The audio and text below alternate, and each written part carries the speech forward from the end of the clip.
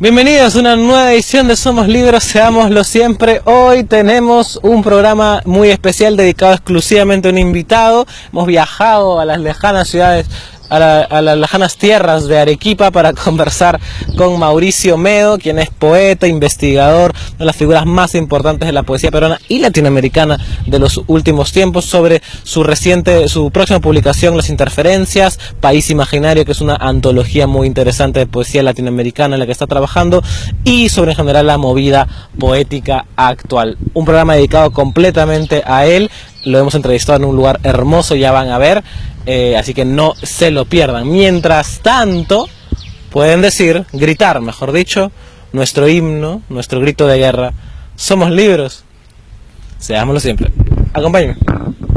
Bueno, seguimos aquí en Somos Libros, seámoslo siempre, y hoy tenemos un programa especial, en un lugar especial. Estamos en Arequipa, y no en cualquier lado de Arequipa, estamos en las afueras, en el Colegio Alternativo Acuarela del Sol, con un paisaje insuperable, como podrán ver, y vamos a conversar con Mauricio Medo, quien es poeta, investigador, profesor, y vamos a hablar de él sobre muchísimos temas. Hola Mauricio, ¿qué tal? ¿Cómo estás? ¿Qué tal, José María? ¿Cómo estamos? Mira que cuando te digo que ando perdido en medio del bosque, no era una metáfora. No es una metáfora, y cuéntanos, a ver, un ratito nomás, ¿qué es esta experiencia en la que estás enseñando aquí en Acuarela del Sol?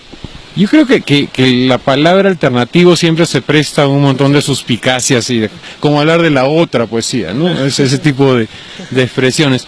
Pero lo que buscamos aquí en Acuarela del Sol prácticamente es una educación en libertad y para la libertad, ¿no? Donde se asuma esa libertad como una responsabilidad individual y colectiva. Ya que tocaste, hay varios temas a conversar, pero ya tocaste la otra poesía, empecemos por ahí.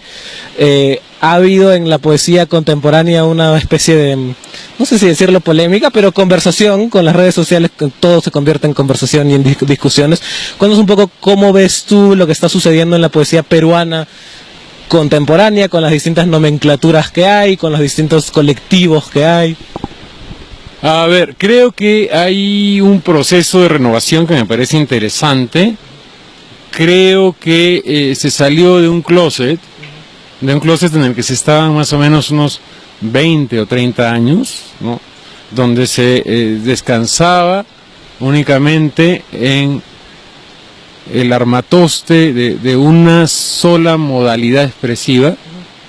Creo que felizmente, lamentablemente para algunos, esa modalidad expresiva se ha pluralizado, se ha atomizado, y creo que dentro de esa dispersión que pudo notarse tal vez en décadas anteriores, pero no de una forma tan radical, ya no podemos hablar de la poesía peruana y de la otra poesía, como sostienen algunos, sino que estamos en un momento en donde comenzamos a notar de que en el Perú existen muchas poesías, ¿no? Tú puedes saber más de lo poco que yo puedo saber sobre estas nuevas poesías, sobre su movimiento, sobre sus flujos, sobre sus diálogos, porque al mismo tiempo esa salida del closet no es un abandono de la tradición, sino que es una nueva forma de diálogo, en muchos casos también de impugnación y de desplazamientos, ¿no? O sea, de desplazamientos de determinados centros retóricos, no hacia una margen, que esa es también la otra generalidad, poesía del centro, poesía de la margen, cuando yo no creo que haya un centro y una margen, sino simplemente desplazamientos por nuevos territorios, que incluso ya van lejos de lo literario, ¿no? O sea, siempre hubo una dependencia de esta madre imaginaria que es la literatura. ¿Y cómo se manifiesta esa independencia de lo literario? Mira, podemos hablar desde un libro como El Tartamudo, en donde no hay esa búsqueda estética o estetizante, sino que más bien rompe un poco todos los esquemas establecidos por esa estética para hablar más bien desesperadamente. Si estamos hablando de una apuesta como esta, creo que en tu promoción, que no es una generación, tienes los casos de Roberto Valdivia, de Valeria Román y muchos otros, ¿no? En donde podemos encontrar incluso que eso literario es reemplazado por otras áreas de conocimiento y de investigación. Eso es lo interesante. Y hablando de Roberto Valdivia, Valeria Román, porque quiero hablar del tema, tú dices que hay otras que no podemos hablar de un centro, que simplemente todas las escrituras son de desplazamiento y que por decirlo, esa escena literaria que antes tenía que haber y que justificaba, ¿no? Si no salías en el comercio en tal esto, si no te reseñaban tal esto, no existías. Ahora eso ya no existe porque todos están en todas partes. No, pero yo creo que la credencial de existencia que te da el comercio, que te da Caretas, sigue siendo un instrumento válido, ¿no?, para algunas señoras de parroquia miraflorina, y si no para esas señoras, para algunos críticos que piensan como señoras de parroquia miraflorina. O sea, no hay que deslegitimar tampoco el peso de la costumbre, el aura de... Pero ¿no crees que en algunos poetas jóvenes, en algunos movimientos, y voy a decirlo con nombre, los sentimentalitos, hay una nostalgia de eso? O sea, una nostalgia de querer que todo lo que está sucediendo, unificarlo y ponerlo en un centro y buscar legitimación de esas señoras miraflorinas parroquiales. Por supuesto, o sea, desde el momento en que acuñan un término de exportación, los sentimentalitos, están buscando esa legitimación. Claro.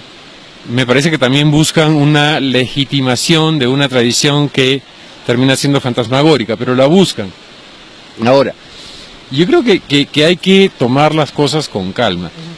Si estamos hablando de toda este bluff que es lo sentimentalito, estamos hablando de algo que termina siendo totalmente ajeno a la calidad de la escritura que tienen las personas que lo componen. Pero esa calidad de la escritura, de lo que nos sigue hablando, es de una pluralidad, la pluralidad que estaba diciendo antes. Entonces, el término, lo sentimentalito, tiene el valor de cualquier código de barras. O sea, yo no puedo juzgar a ningún creador en base a un artificio, en base a un guiño, en base a una etiqueta totalmente arbitraria, ¿no? O sea, creo que hay cosas más importantes. Y hablando del desplazamiento, tú vives aquí en Arequipa y es importante también hablar de la descentralización y de cómo Lima ha dejado de ser, o espero que en el mundo termine de dejar de ser, ese centro y ese único lugar para escrituras. Hay escrituras muy interesantes que ocurren de personas que no solo no son de Lima, sino que no viven en Lima, lo cual ya es... antes podía haber arequipeños, podía haber personas de otros lugares, pero tenían que vivir en Lima para ser escuchados, ¿no? Yo creo que a ver, si yo digo la palabra o la idea de en Arequipa, y de ahí sigo con una primera persona plural, en Arequipa, nosotros estamos jodidos. Entonces, creo que acá existen apuestas que son mucho más arriesgadas de las que he podido encontrar en Lima por una razón. Porque las formas de escritura que comienzan a explorar nuevos espacios no se dan en el espacio de lo literario, sino fundamentalmente de las artes visuales. Entonces puedo pensar, disculpen la gripe, puedo pensar en el caso de Nereida Pasa. O sea, Nereida Pasa puede bordarte, pues. Y ahora Nereida anda en un trabajo muy interesante de edición de un libro de Miguel Cordero que apareció en los avisos clasificados del pueblo durante 14 días. Te estoy hablando de otra apuesta que es bastante arriesgada, que es la de documentos poéticos. Puedo hablarte de las intervenciones que hace en la ciudad Carlos Sánchez, Calaverón. O sea, lo que te quiero decir es que tengo más clara la figura de el poema, o como se llame, abandonando el formato del libro en toda esta región, ¿no? Que se podría llamar Arequipa, que se podría llamar a Kurdistán o la que fuera.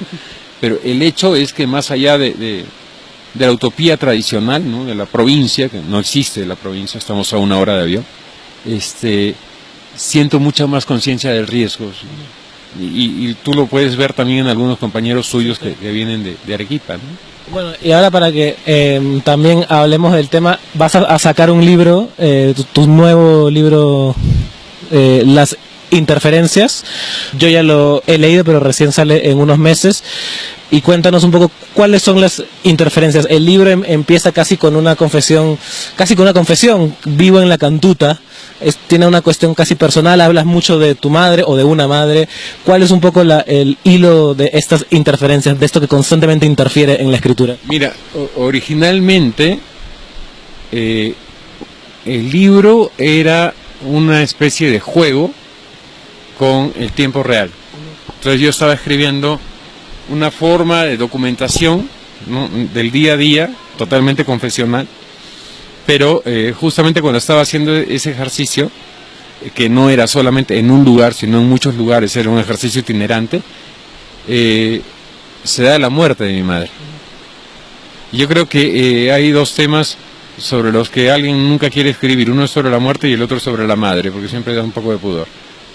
Entonces me pregunté, oye, pero si estás haciendo este ejercicio de tiempo real, ¿no deberías de tocarlo, de tratarlo? Porque no es poético para nada ese ejercicio. Y decidí que sí. La primera parte del libro aparece en Madrid hace 2 años con el título de "Y un tren lento apareció por la curva". Pero sentí que aún había muchas cosas por decir, pues que hubo por medio un viaje por algunas regiones europeas que paradójicamente me llevaron más a mi infancia, así como un descubrimiento más completo, más cabal de todo lo que puede significar España, que tú lo conoces bien. Sí.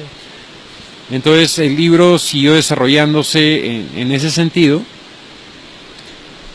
Y luego ya había una serie de reflexiones que había tocado antes que este ejercicio de tiempo real y encontraron un lugar propicio para desarrollarse. Entonces, esa es un poco la idea de las interferencias. El lenguaje aparece intervenido todo el tiempo. Se pierde la idea de esa noción de poema como la de un cisne dariano. Y la escritura se transforma más en algo muy semejante a este río, ¿no?, caudaloso, desordenado, porque este bello poema tradicional es afectado por las voces que pueden estar en las redes sociales, los ruidos que pueden estar circundándote en el momento mismo de la creación, la parafernalia propia del ámbito doméstico, es decir, el texto se transforma en una especie de receptáculo de un montón de bullas de distintos lugares, ¿no? Pero esas bullas terminan siendo parte del texto, o sea, no van contra el texto, sino que terminan siendo el texto. Se integran. Yo creo que esas bullas son las que generan el texto, ¿no? Entonces, si tú quieres, es una especie de homenaje a la cacofonía existencial, llámalo así. Pero es una integración de bullas, es un collage de bullas que terminan pudiendo decir más de lo que dice un poeta en un poema.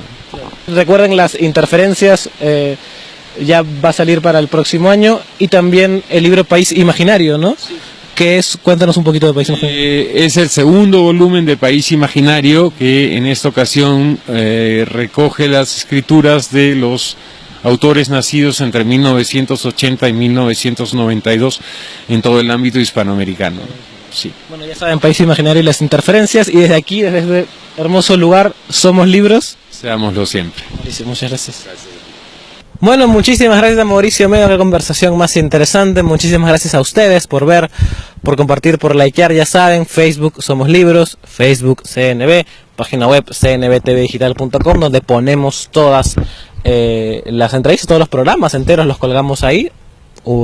Semanalmente renovamos esa página, y también nos pueden escribir al inbox de Facebook. Nos pueden ahí escribir si tienen pues algún autor que conozcan y que quiere hablar sobre su libro, si ustedes mismos han escrito un libro, si algún evento que necesita cobertura, alguna editorial, en fin, para ustedes estamos ahí nosotros, como ustedes están para nosotros.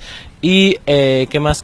Ah, sí, estoy en Instagram también, @Josemaría Somos Libros. Me pueden seguir ahí, por favor. Y recuerden, y griten siempre a los 4 vientos que somos libros y seámoslo siempre. Chao.